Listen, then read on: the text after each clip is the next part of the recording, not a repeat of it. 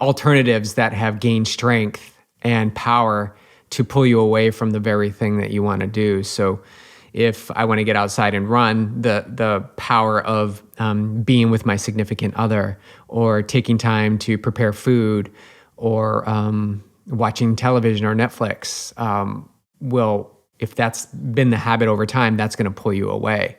So it's discerning between those instances. So when this person's asking, like, what happens when the mind wants to create an excuse? Well, you really need to be present and aware in that moment of like asking yourself, is this true? So yes, it's really hard to get out. I'm really tired. I'm really fatigued. It's been a long day. I'm pissed off about something. The last thing I want to do is go outside. Sit there with that. Sit there for a moment and a breath. Take a deep breath. Interrupt the process. And if getting outside and moving the body, running, activity, cycling, whatever it is, if you're finding that the connection of it, the result of it is what brings you joy, you must get out there and pursue that.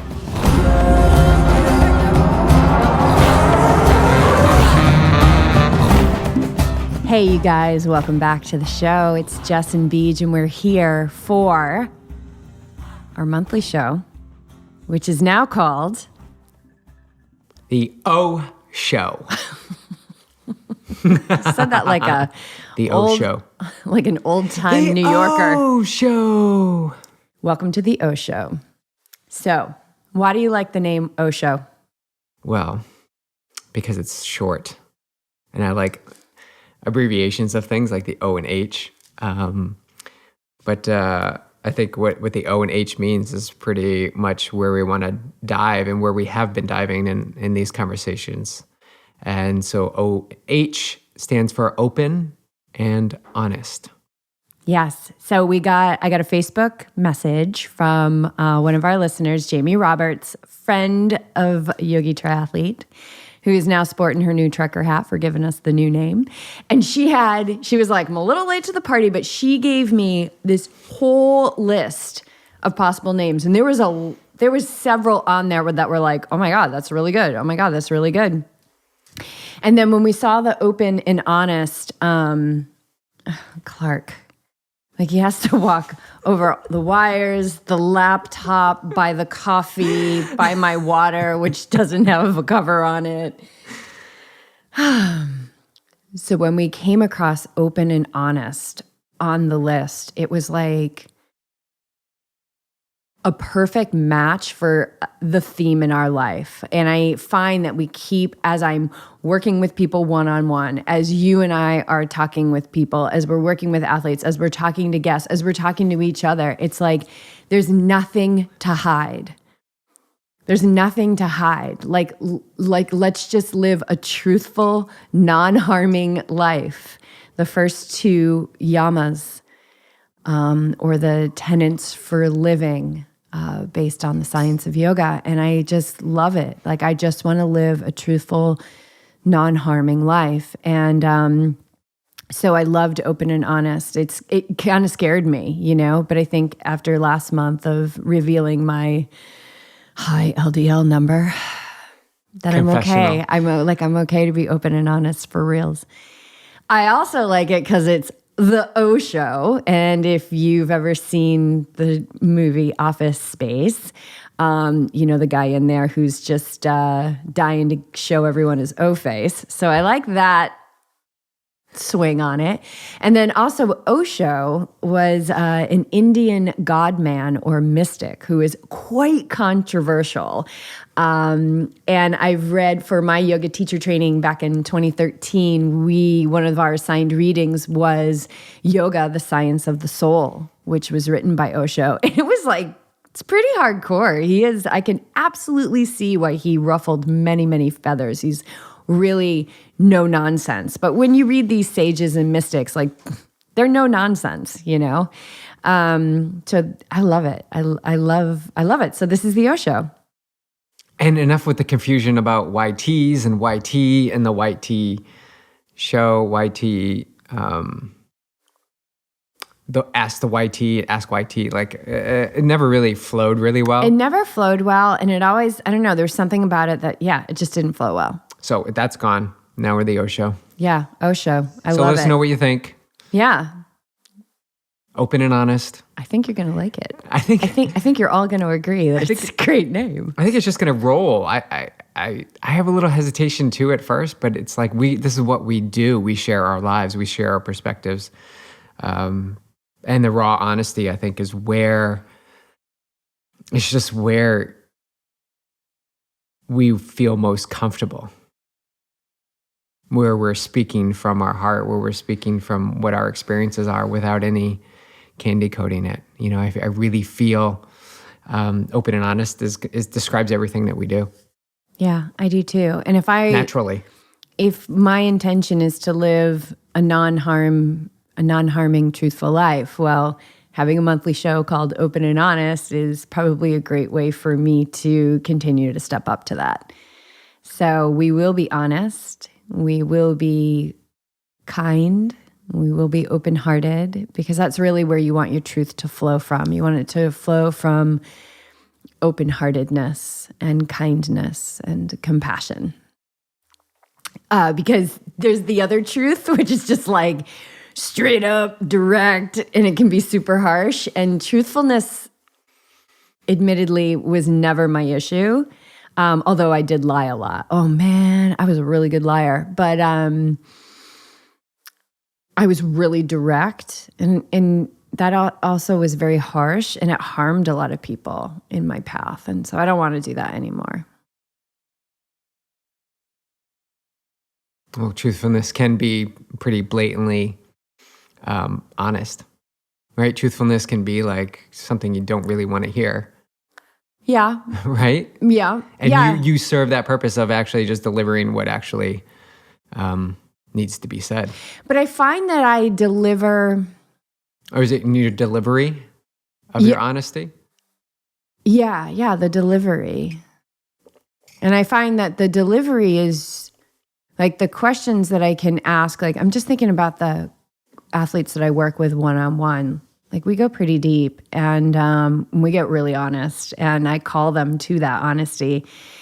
But I feel like the way that I am able to deliver the questions now, they're really a call to honesty, but because they're coming from a less constricted heart than I had, 20 years ago, that they come through in a way where they're safe.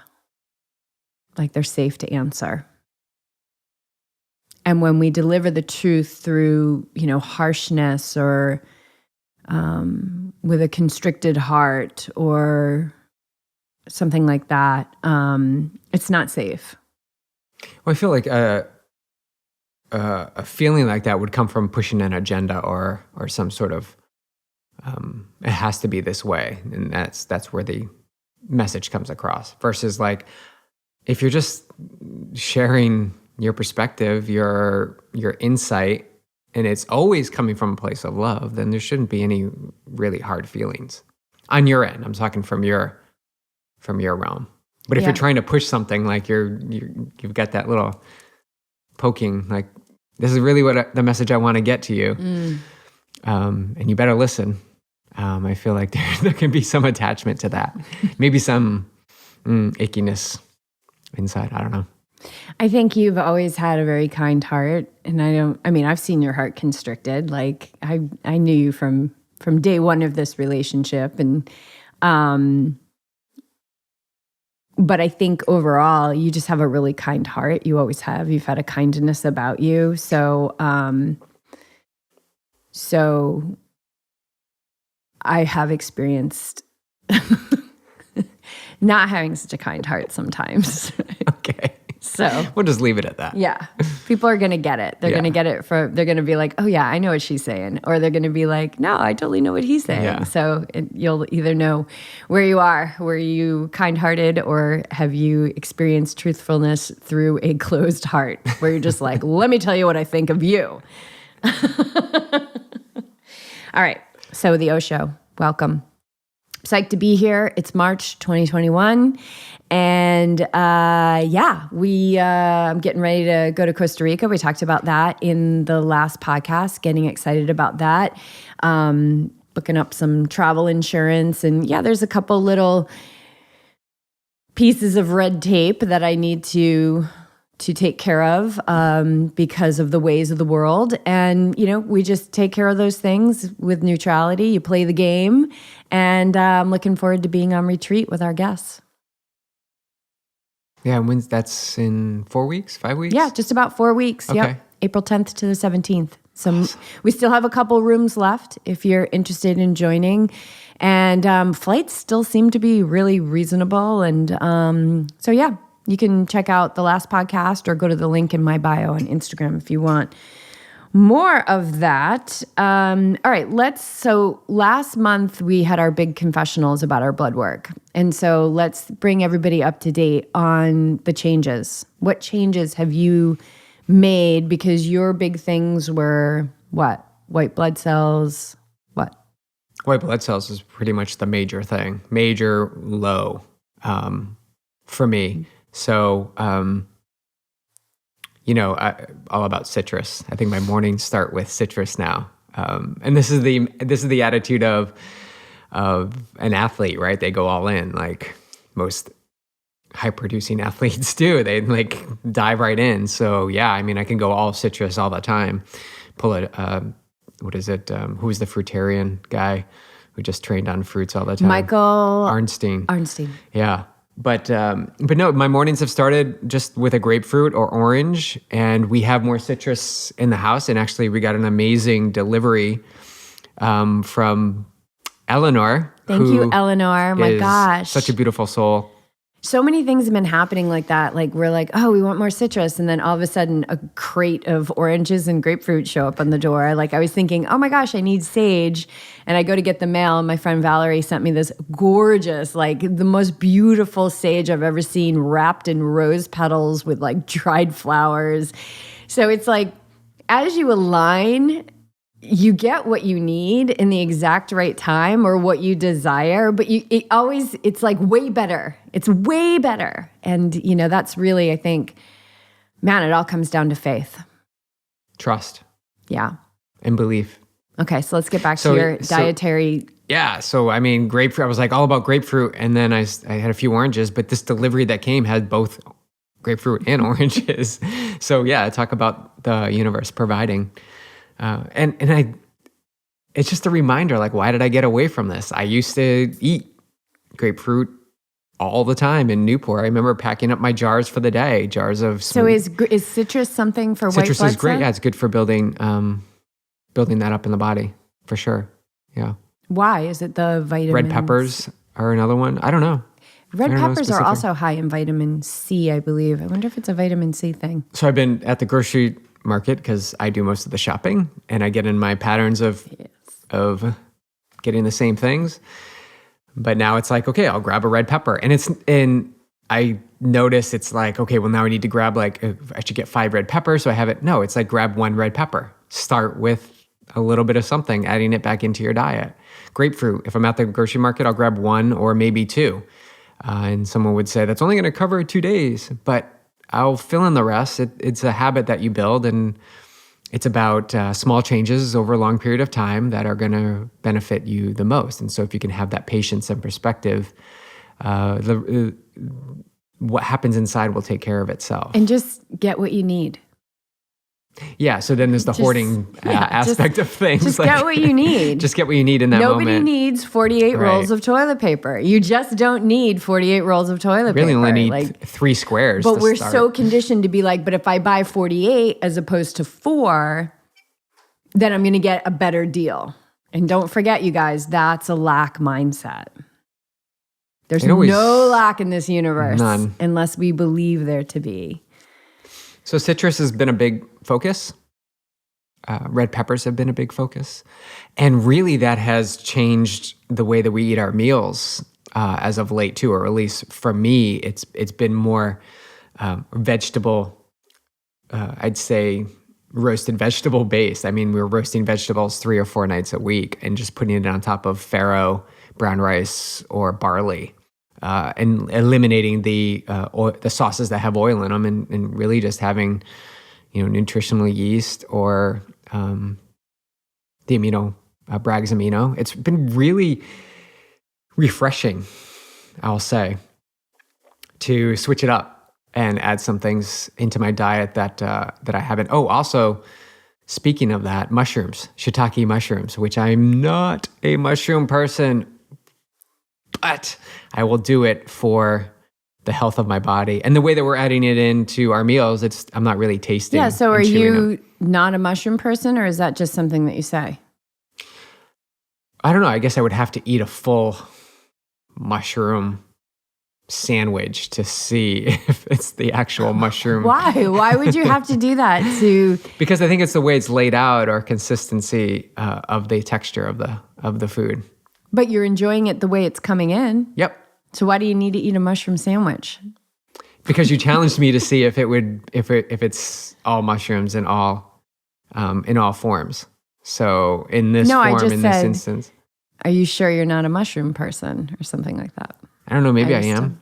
I just would choose probably something else than mushrooms. But in this instance, shiitakes are supposed to help me in my white blood cell count, as well as herbs, which I'm drinking right now, which Dr. Alex, my acupuncturist here in Carlsbad, has been working with me. I was going once a week, or actually twice a week when this started, but now it's every other week. And she's really helping me create energy in my body, just moving things around. And not to jump topics, but it's been really like energetically like mind-blowing when she does the energy work after the needles are in.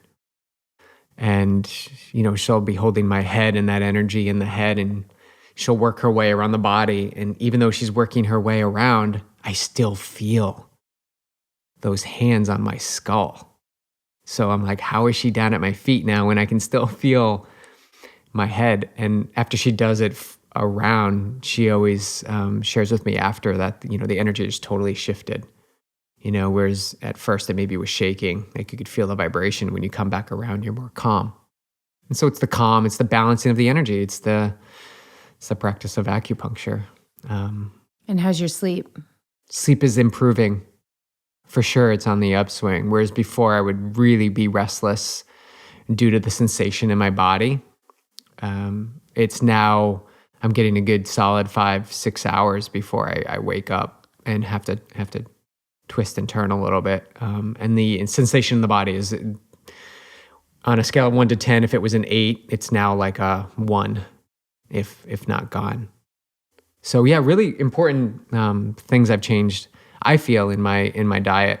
Because the sleep is important for the white blood cell production. Because it says your body's in stress. It says that there's a heightened alertness. But what was your cortisol level? Was that high? I feel like maybe your cortisol was a little high. Cortisol might have been high, or I was think it was low? high, because we were talking about that. Like, of course it's high. Your body's trying to heal.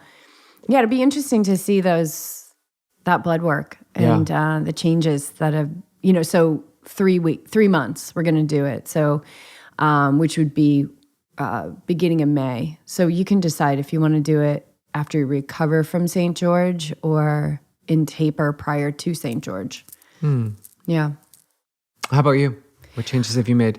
So, oil, huge change. And like I said, when we were on the podcast with Rip, he was like, what's going to be so hard about this? And I was like, nothing. Like, there's nothing hard about not having oil. There's nothing hard about it. So we're not cooking with oil at all anymore. I did find a tahini herb sauce from Trader Joe's, which I really love. And the only oil in that, there's no added oil except for tahini itself, is ground sesame seeds. So you're going to have the oil from the sesame seeds. And I've been using that, but I've been a lot more mindful about the quantities. And what else? So the oil has been significantly reduced. It's not completely gone, because we're having some of that sprouted organic hummus every now and again. Which is the best hummus Oh my ever. God, it's so good. I don't even know who makes it. It's called like Majestic something. I think it's local here. It's so amazing. So the oil, I think, is going to be massive. The other thing we've been doing is fasting. So we've done how many? 3 fasts? We've done three 24-hour fasts. So in the past 3 weeks, and this started right after the podcast with Holly. So we did an interview with Holly Scotus on Wednesday, and Friday was our first day of fasting. And then we realized that Sunday is a much better day for us to fast because Sundays are a better day for us to start fasting because Monday typically tends to be like a lower key day for us all around. I don't put appointments on my calendar on Monday. We usually do a swim, like it's gentle workouts, it's getting the podcast done, and then really it's a light day overall. So that's been good. We've been doing that. But then after talking with meditator Bob and, reading a little bit more about fasting, like what he does is he really does that 16-8 where he's fasting every single day. He's not eating for about 16 or so hours. And then you condense your eating into 8 hours. And I feel like we just started doing that like 2 nights ago. This is like our second day. I really feel like if we nail that as kind of like a piece of our lifestyle, which again is not going to be hard. None of this is hard. None of this is hard when you're awake and you're mindful. And your goal is higher states of health and consciousness. I don't know if we're going to need the 24-hour fast. The 24-hour fast is like not a challenge for me at all. It really isn't. The other day I had some impulses to eat, but for the most part, like I'm not hungry. I have been doing, I won't speak for you, but I have been doing like what Holly did is anytime you do feel an impulse to eat or hunger, shift your focus somewhere else. And I have been doing that. So the oil, the fasting, I think that's really the 2 big changes I've made in effort to lower this LDL, which I feel like is already a non-issue. Why do I feel like there's something else? Why do I feel like there's something else? This isn't as prominent, but the tea that we've been making, like this big thermos of tea every day that's already like brewing, so we don't have to heat the water. I feel like that's just like time efficiency, right? Yeah, that's like we're just getting like more efficient. Yeah, and it's a turmeric ginger tea most often with maybe some added cayenne pepper. Oh, we've also been taking from Goo Energy, we've been taking their magnesium pills, which actually also include like vitamin D, and vitamin D was surprising for how much I'm out in the sun. Vitamin D was a little low on me. And B12, I've also been taking B12, which was a little bit low. None of these were at risk, but they had dropped.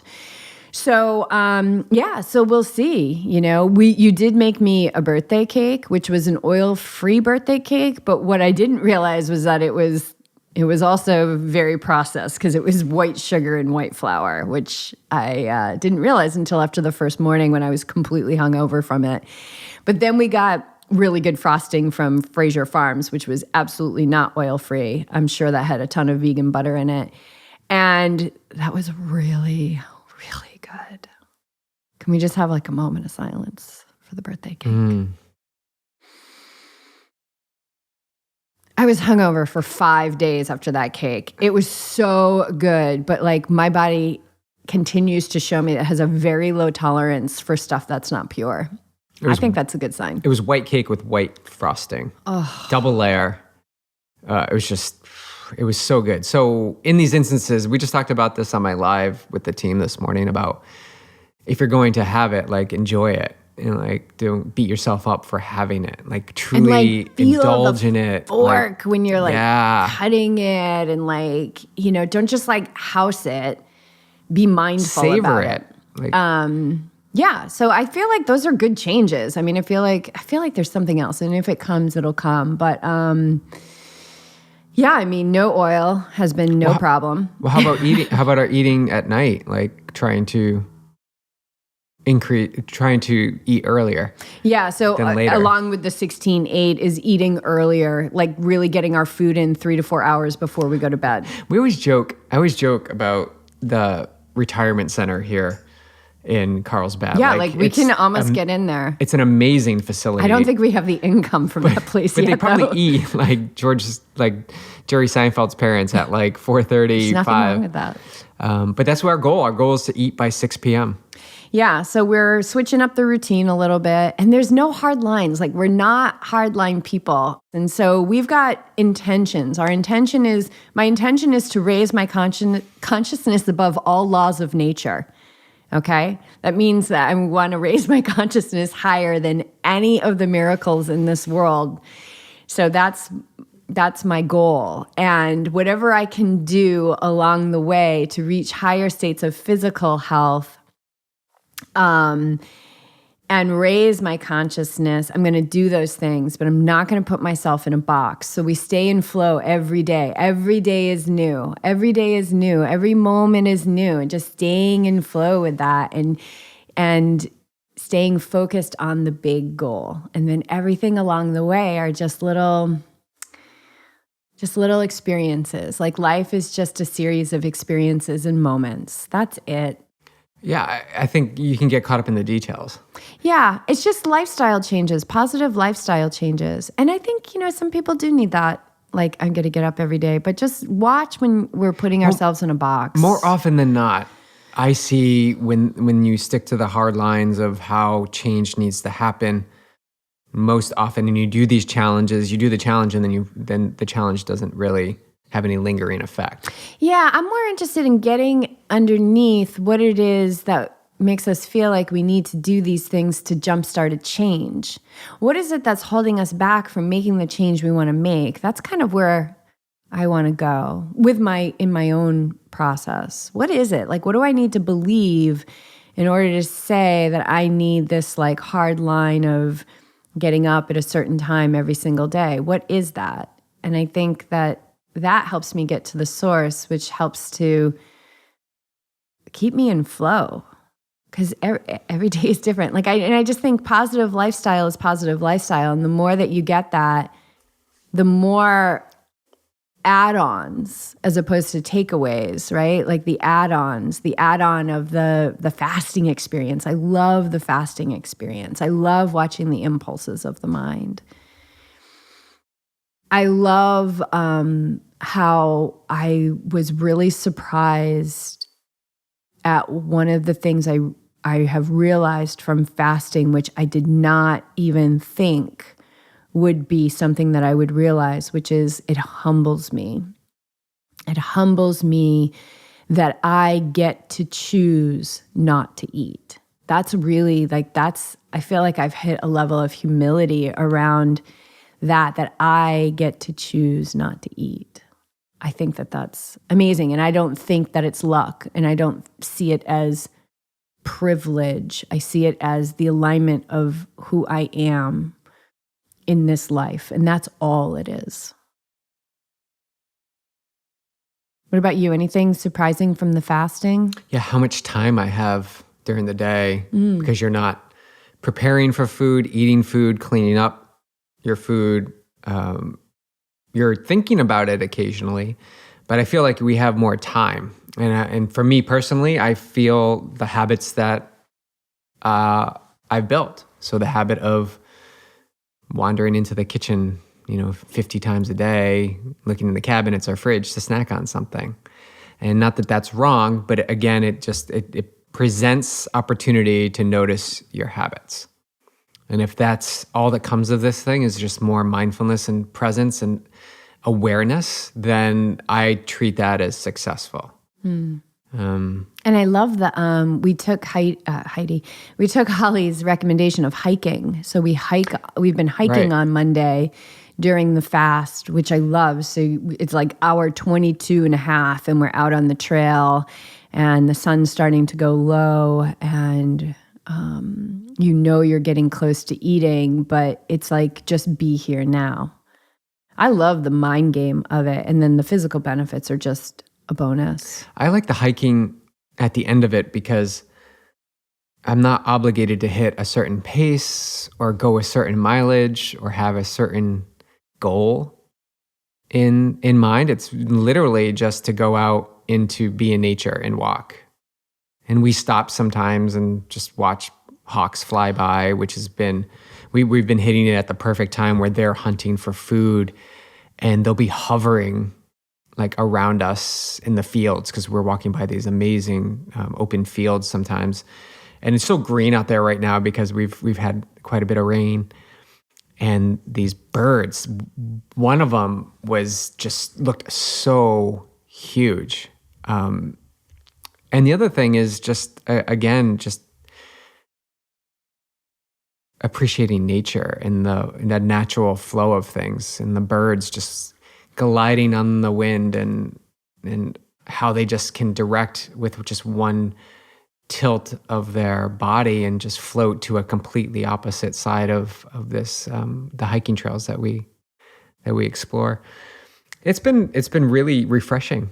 And then we come back home and make the most delicious Ayurvedic kitchari dish with our own twist on it, and it's so fulfilling, and it just puts a really stamp on the day the 24 hours that we've just completed. But because it's a Monday, it's like we've got this whole week ahead to use this awareness and just love of life in our activities that we approach throughout the rest of the week. We're grateful that we get to do these things. We have an appreciation. Yeah. You know, it was interesting when we were watching the hawks hunt on Monday.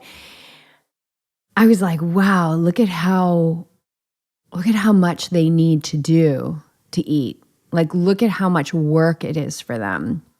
And again, another humbling experience. As human beings, we are the most highly evolved beings on this earth, and we are the only beings that have free will, that we can choose. And, how many times are people like, I don't have time to make dinner, or this is such a pain, or, like, why do I always have to do it? And it's like, just watch a hawk. Like, watch how much patience and precision and time it takes for them, But because they don't have free will, they don't have the eye center of the brain, they're just in it. They're not fighting themselves like we fight ourselves. And I thought that was another one of those like moments of humility, like, wow, I get to go home and pull out the organic broccolini and, whatever else we're putting in the kitchari. But I'll talk about the kitchari. So kitchari is an Ayurvedic meal. It's a balancing meal. And it is a combination of basmati rice and mung dal. And then it's, we bought from innerflame.com. We bought their kitchari spice mix. Otherwise, you can just buy the spices individually. Oh my gosh, they're so yummy. And then, so typically you just eat the kitchari as is, but we put a bunch of other stuff in it. We've put purple sweet potatoes. We put beans, legumes, and then fresh vegetables, broccolini, zucchini, squash, and then I pour the kitchari mix on top of all of those things. So I've been sautéing them dry, and I turn it up super high. So I sauté the vegetables in a dry pan for probably, on medium for, maybe like 5 or 7 minutes.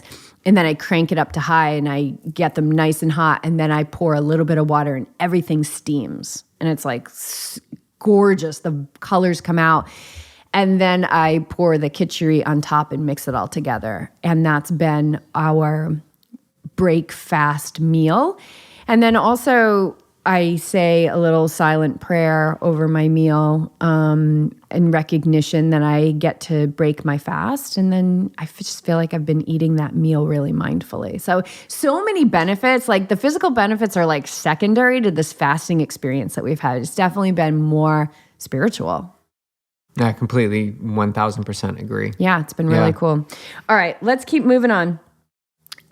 We have a couple questions.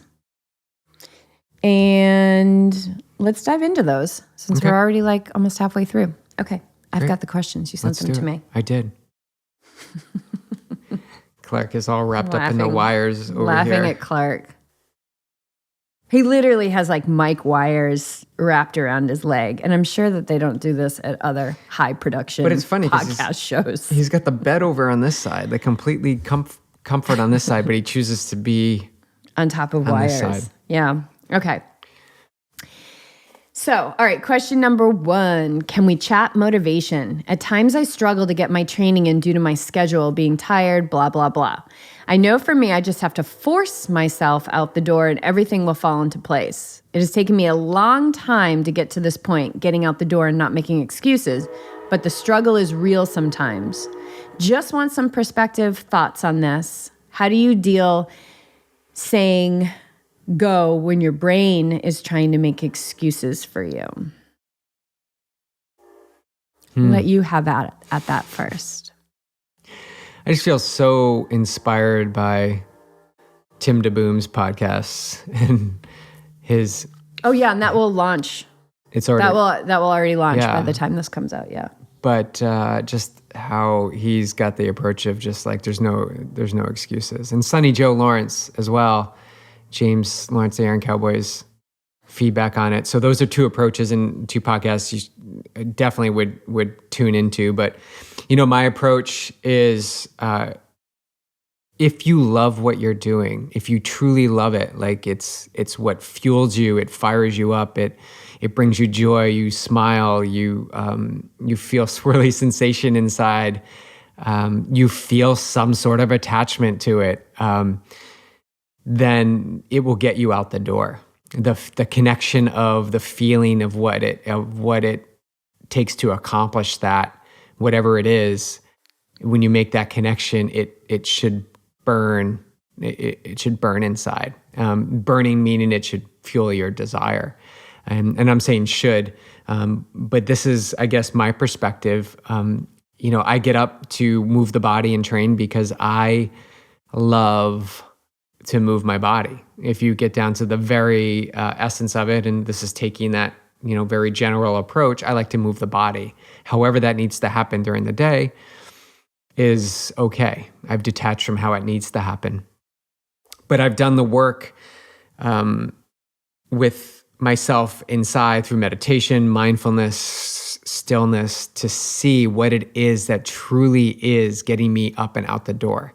Because I understand the struggle. I can't say that I've experienced that in a prolonged period of time of not wanting to get out.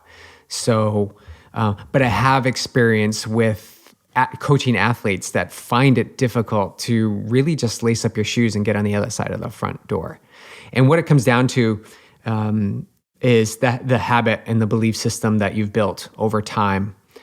Something that says either time is not worth it, so the 10 minutes or 15 minutes you move the body is not worth it, or the feeling that you get after the workout is not of value to you. And a lot of times it's the the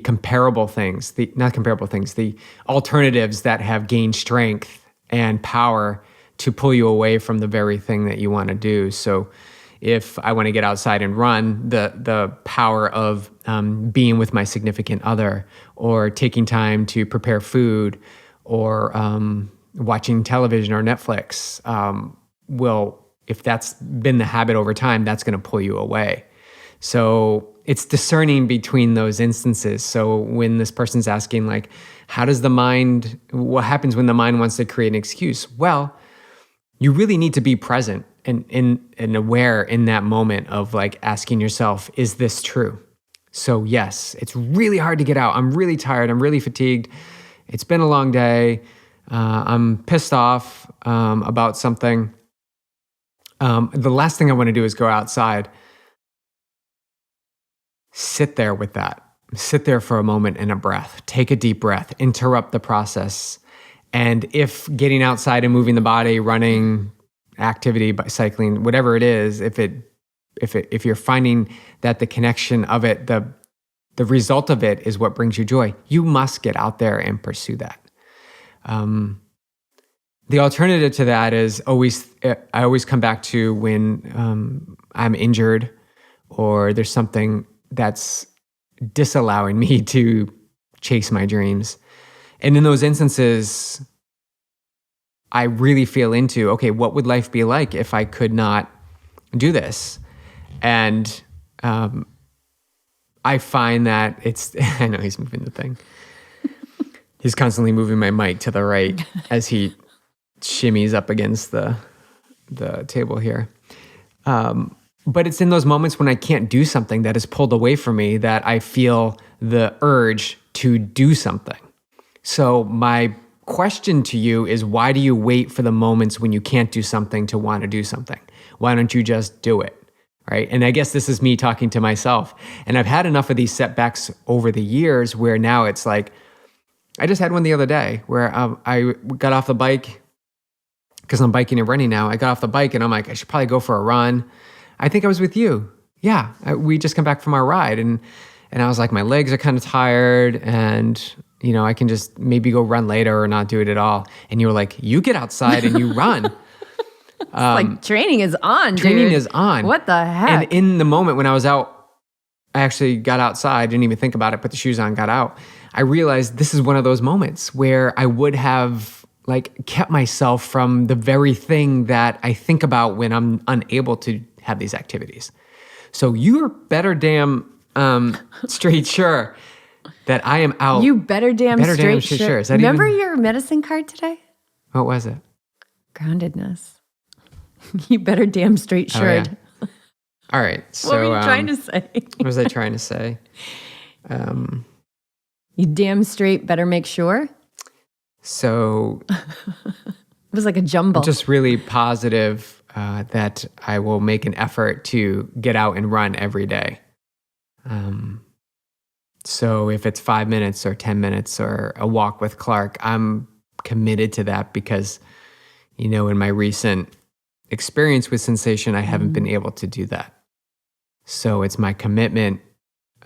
It's strengthening my commitment to move the body every day because I know what it's like when I can't.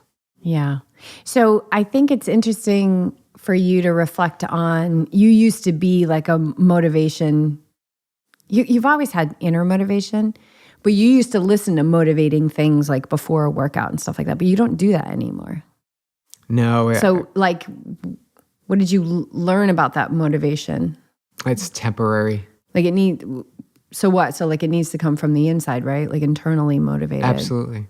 Which is so what you are, yeah. Yeah, I don't want to, I can't even remember the last time I ran with headphones or listened to music or a podcast. It's been years since I've done that. I prefer to be with myself and strengthen that inner light. So for this question, what is that inner pull? What is the inner life force that is really moving you forward? And if you don't know it yet, really get curious about that. It's a great question. I mean, I see athletes all the time be challenged with taking that step forward. You know, and I always use the example of 15 minutes is less than 1% of your day. Yeah, that's so powerful. Do you have 15 minutes to commit to moving yourself forward? In the whole 24-hour period, do you have 15 minutes? Yeah, and moving the body is, for this person, and I'm not sure who sent this in, but for this person, it looks like they said something about their schedule. Struggle. So I'm feeling struggle in this message. Like I'm feeling struggle. I see the word struggle itself. I have to force myself. And so I'm feeling like struggle, and I'm feeling like and that it's a struggle because of the schedule, being tired, blah, blah, blah. But I don't know about the blah, blah, blah. Like I'm feeling some struggle in there. And I would introduce this because it sounds also that like this person has changed a pattern that maybe before they were making excuses and not being consistent, and now they're kind of on the other side of that. And so I think that this is a really good place to be because they've shown themselves that they can get out of the consistency of not being consistent, right? Are you consistently not consistent? And to the like, I know I can force myself out the door and make it happen.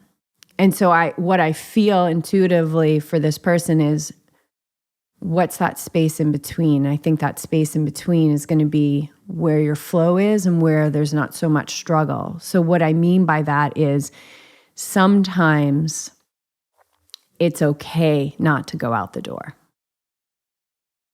And that could be fearful. That could be like kind of scary if somebody is used to not be consistent and now they're being consistent, to say, well, wait a minute, like if I don't go out the door tonight, then I'm not going to be consistent. But what I'm talking about is being in that space in the center, that center line where your every day is new.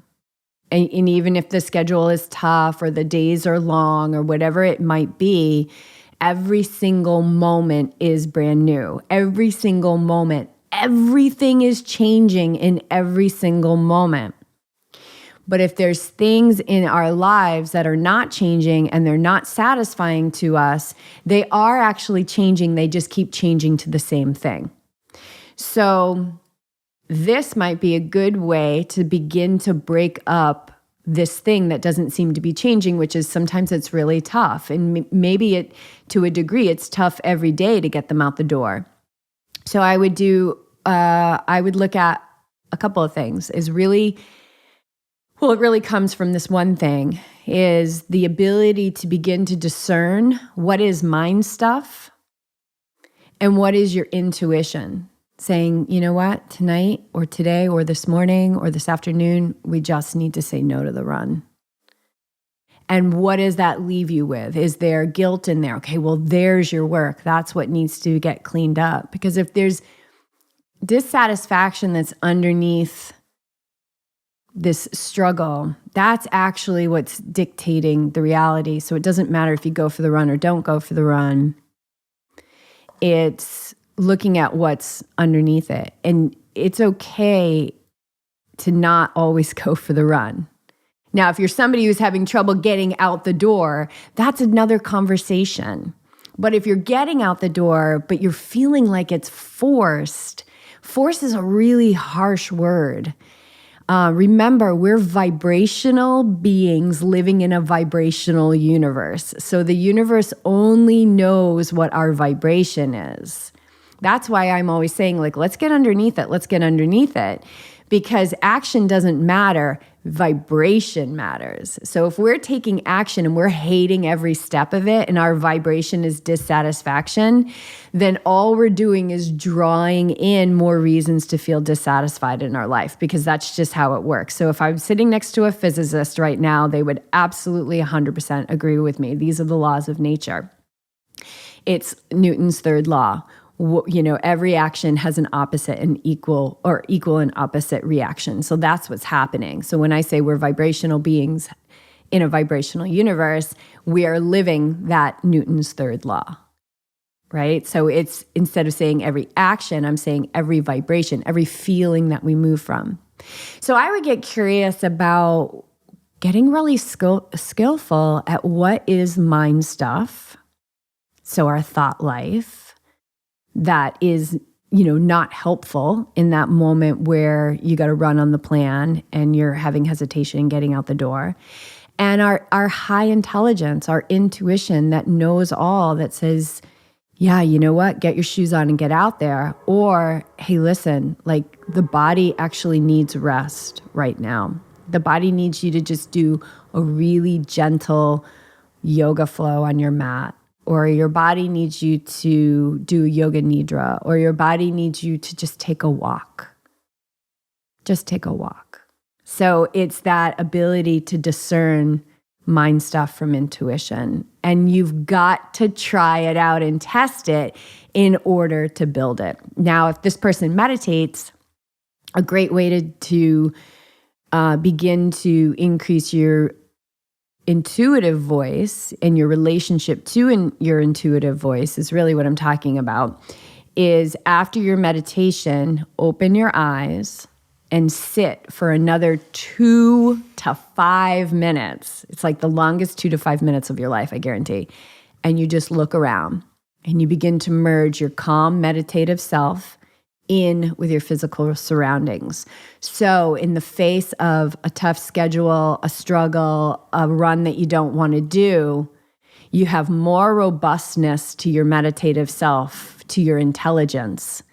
And it's so gentle and it's just all knowing, and you cannot doubt it. When you really increase your relationship to being able to listen to that, it's so easy to see the mind stuff as opposed to the intelligence. So I hope I was clear. Absolutely. So yeah, I would look at that. And again, I think I would need more context. I hope it was helpful.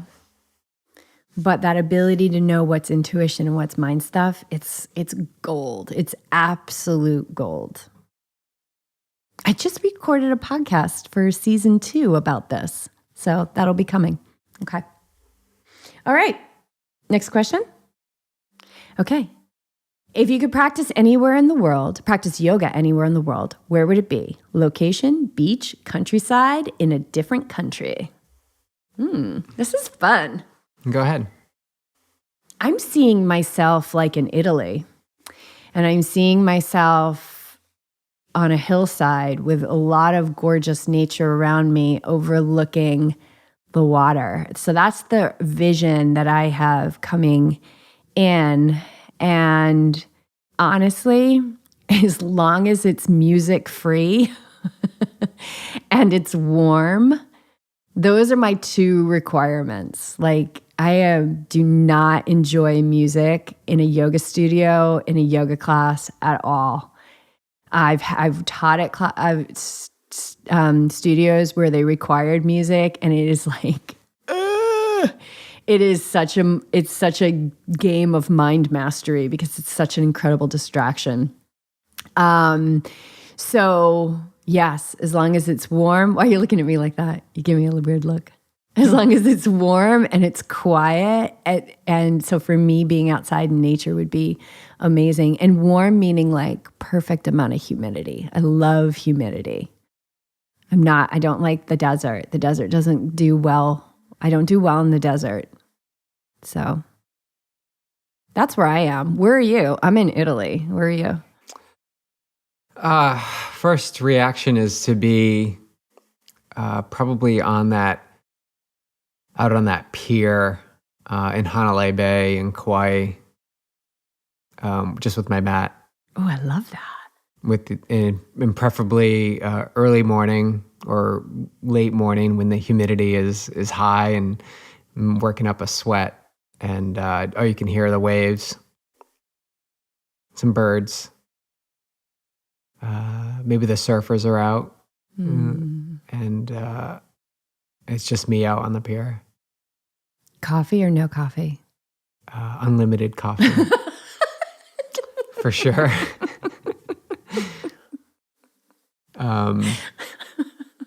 Absolutely a must. Unlimited coffee. I feel like that, yeah, actually, that sounds like a pretty sweet place. Let's do that. Yeah. Let's do both of those. All right. I love that. What a fun question. I can just see that. My God, I can see it so clear in my mind, that vision. It was a peaceful spot, I think. Oh, the pier. I was back in Italy. But yeah, yeah. I love that. I love that pier. And actually, we have a painting. So interesting when we, as you guys know, 2016, got rid of it all, moved into the Fit. And BJ's mom had come over, and she was not afraid to have a couple extra things in her house, right? Terry was not afraid of that. And she took 2 paintings. There was a couple more, but she took 2 paintings, and one we received of the ocean. I'm looking at it right now. It's a gorgeous watercolor of the ocean. We received that from some friends for our wedding present. And then the other one I'm looking at is a painting that we got when we went to Kauai for our 5th anniversary. And it's got Hanalei. It's got that pier in it. And it's just so interesting to have those 2 paintings back in our life again. So when we were home for your mom's celebration of life, I had been wanting that Hanalei one back. And it's so funny. I found it. I did some digging and I found both of them. And it's funny, back. it's right there in the hallway because I didn't even think about that. Yeah, I love that when pier. I thought of that. But yeah, I mean, I feel like we're that's going the back spot. to Kauai soon. Yeah, I've got a feeling. Yeah, I do too. Huh. All right. Heard it here first. You heard it here first. Who wants to go? All right. What? Do you want to, well, how's your training? Do you want to just finish it up with training? Let's training. Yeah, we got about another 5 minutes or Yeah, so because we're recording this early in the morning because Challenge Miami is on. So when I'm saying like we got 5 more minutes, it's because we got to get on that live broadcast. Yes. Peeps. We love racing. Okay, so really funny. People are identifying me. They keep calling me a triathlete. They keep identifying me as a triathlete. This is really interesting. And I haven't made any claim on switching or whatever, but I'm most certainly training like a triathlete. And I am going to be doing the Mountain Man Sprint Triathlon. Yeah. When is it? July. It's in July. In Flagstaff. And right now that's my comeback race. And I'm just doing the sprint. And I'm purposefully doing the sprint because my whole life I have been like, oh, there's a sprint. Oh, but there's also an Ironman. Well, I'm just going to do the Ironman. So I'm like, no, purposefully just do the small distance. Like, just do the shorter distance. And I know the whole time I'm going to be like, this is so hard. I wish I was doing the Olympic. But I'm pretty excited. So I feel like I'm getting really fit in the pool. Like I'm starting to get really fit in the pool. Really cool. During the injury that took me out of running for like 6 months, I did a lot of walking and then I started doing heart rate training on the bike.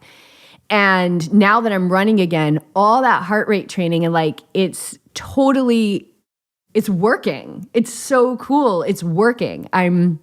When I'm running and I'm nose breathing, like I'm just breathing through my nose and I look at the watch when it's not spiking to like 240 or whatever it does. I don't even care about that anymore. I did care about that one day at the math test. I had a total eruption.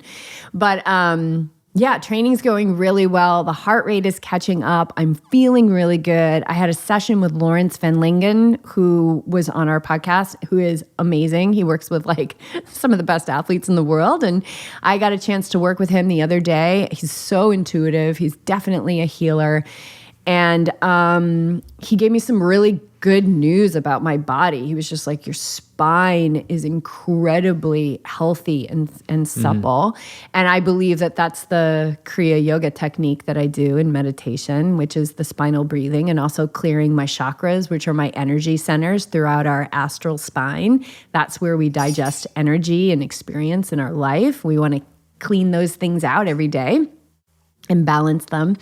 And he also told me that I don't hold tension in my body, but that my diaphragm was tight. So he gave me a couple different exercises, did a little bit of work on my foot and my sacrum. And man, I'm just feeling really, really good. And I think the eating changes and all of that is just starting to come into its fruits. So it's like just stay focused each moment, show up, do the swims or the bikes or the runs or whatever it is that you're doing, and with as much neutrality as possible, right? Gratitude, vibrational being in a vibrational universe, and you'll get more reasons to feel those things in your life. And it's been many, many, many years in the making, but I'm loving jumping back in and training like a triathlete, and I am getting back on the trails. As my long run right now is like 6 miles, but I'm getting there and I'm feeling fit. I'm feeling some fitness coming in. So yeah. I think there was a shift there in your swimming too, where you were just, as a trail runner, you were using it complementary to keep you healthy and strong and balanced. And now that I'd say over the past few months, we've sort of kicked that up to you're doing similar workouts to what the other triathletes on the team are doing. You're reaping the benefits of the connectivity that you had with the water. You stayed connected with it and weren't overindulging in it. And, you're just doing the simple things, the kicking, the vertical kicking, the a little bit of swimming here and there, the pulling. But now you put it all together and then look at what you're doing in the pool. First, I don't know, maybe like the first 6 weeks of like getting back into training in the pool was like, it was hard. It wasn't that pretty, but you just stay with it. And now I'm feeling really fit.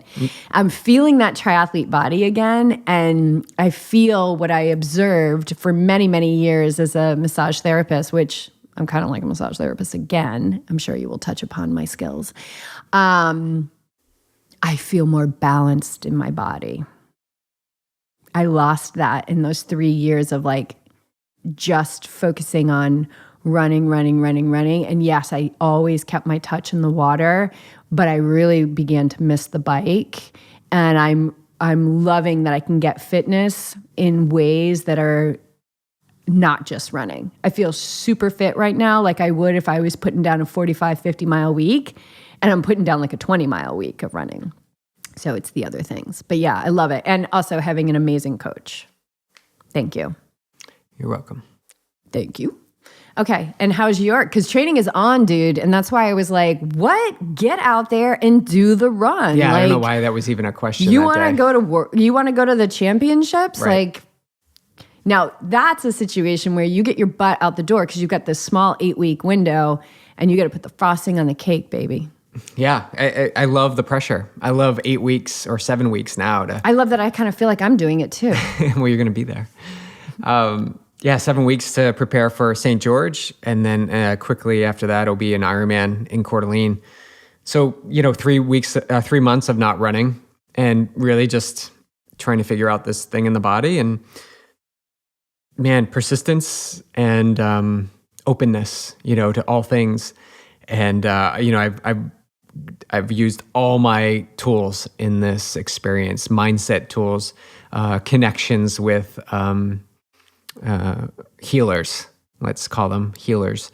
And, I've done strength and mobility. I've done yoga. I've done acupuncture, chiropractic care, herbs, rest. And then finally, and then even nothing, and then all strength, and like I've gone through all of it. And then finally, I went to go see Lawrence myself a couple weeks ago, and really turned the corner on this opportunity in my body, and understanding that it's not just one fix and it's done. I am allowed to bike and run now. It feels much better on the body, but it doesn't. It's not a foolproof solution. The solution is going to take time. And like Jess touched upon, I've got to do these exercises that are not really making big changes immediately. It's just long-term things that I'm going to do every day that are going to allow my hips to move a little bit better and to breathe a little bit better and to open up some space between my ribs and my sacrum. I think that the other day I said it, like Dr. Dave and Lawrence together is gold. I did find the magic bullet. Yeah. Because what Lawrence is a soft tissue specialist. He's like structural integration. So he works a lot with the fascia. Mm-hmm. But he's the first one to say, like, I can move the fascia all day long, but unless you're going underneath, getting deep enough, right, to balancing your body, then I'm just going to have to move the fascia again and again and again. But what he said the other day, which I loved, is he gives context. Like what he does in the 2 exercises he gave me gives context to all the strength I'm doing. What he does is it allows the strength work that we're doing to relate directly to the running. Oh my God, he's amazing. He's such an intuitive dude. We had a really cool conversation the other day. But yeah, you turned the corner in an instant, that's what I love about injury. It's like it can change in an instant. It's just if we're gonna be fighting it, it's gonna hang around for a really long time. Yeah, and I've been in resistance of it many times in the past, but this one I really knew this like innately. I knew it that it was gonna be a quick fix. There's gonna be a point in time where it would shift, and then I'd be training. And so I prepared myself by swimming, by walking, by doing what yoga I could and strength training I could to keep momentum moving forward. I mean, I've been swimming every day, 45-minute sessions to keep this going because I knew it was going to happen where it was like a flick. And I'm prepared now to just dive into the things that are necessary to get me to the top of my age group come St. George. And before we go, I would like you to let me know what you think of my massage skills. That's right. Yeah, massage has re-entered my life. I think we talked about it on the last podcast. We did. But it's amazing. I leave the table. Sometimes I pass out because it's just so good. But Jess is an amazing practitioner. She's a healer too. But do you feel like it's like I've got the same touch I had when I was doing it? Like, yep. What I love is when I remember a move. Like when I remember that subscapularis move the other day. Yeah, you're very talented. That was fun. You're great at what you do. You haven't given me any back though. But Lawrence was showing me that you can do some work on my sacrum. All right. Well, we'll go back to Lawrence. No, I'll totally reciprocate. But it's been, massage. That's the other thing, back in my life. It's been super fun. I love it. I love the whole thing. I love this whole experience. I will put together some sort of recap of it once St. George is over, just to gain some, beginning and end to this process. But it's been so challenging and gratifying, and it just makes me feel alive to be witness to the entire process. Yeah. And it's meeting every moment brand new. And the more we do that, the better we get at it. And also, I love this idea of dying to your past every day. It doesn't exist. Die to your past every day and live right now and be defined by your vision of the future and who you want to be and what you want to do in this life experience, because it's short. And it can come to completion at any moment. We don't really know when that will be. So looking at every moment, experiencing every moment, and noticing how you feel in those moments is really the ticket to creating your life in a deliberate, truthful, loving, and fully expressed manner.